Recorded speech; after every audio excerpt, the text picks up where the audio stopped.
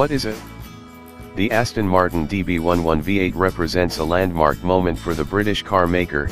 It's the first new Aston to be powered by an engine from Mercedes-AMG, made possible by a corporate tie-up inked 4 years ago between Aston Martin and Daimler AG. The new-to-Aston 3,982 cubic centimeters twin-turbocharged V8 is, of course, well known to us. Predictably, it comes into the DB11's engine bay like an uncouth German death metal fan pogoing his way into a bourgeois English dinner party. Gaydon must have invited it along with clear expectation of trouble. In a broader sense, I've no doubt that Aston knew exactly what it was doing when it took the decision, 4 years ago, that would lead to the DB11 getting a twin-turbocharged V8 engine from Mercedes-AMG as an alternative to the Cologne-built twin-turbocharged V12 with which the car launched last year. This engine's an integral part of Aston's future in all sorts of models.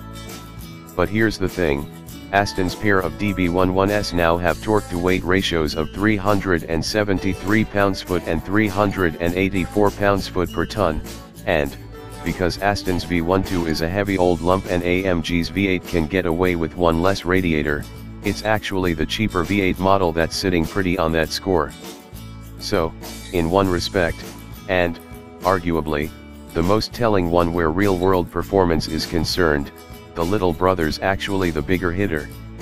It's the V12 model for which the faster 0 to 62 miles per hour and top speed claims are made, though, because it's almost 100 bhp more powerful, and so Gaydon's performance hierarchy isn't exactly in tatters.